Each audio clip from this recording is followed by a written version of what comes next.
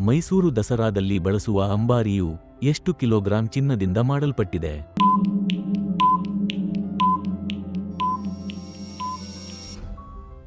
750 kilogram. Mysuru ಸಂಸ್ಥಾನದ ಮೊದಲ ದಿವಾನರು ಯಾರು?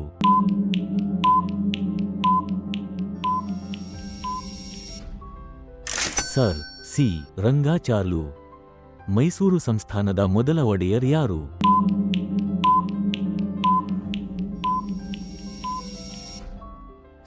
ನಾಲ್ವಡಿ ಕೃಷ್ಣರಾಜ ಒಡೆಯರ್. ಒಡೆಯರ್ ದೊರೆಗಳು ಯಾವ ವಂಶಕ್ಕೆ ಸೇರಿದವರು?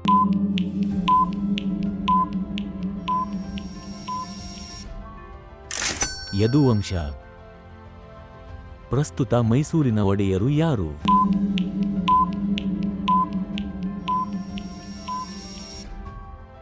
ಯದುವೀರ್ ಕೃಷ್ಣ ದತ್ತ ಚಾಮರಾಜ ಒಡೆಯರ್.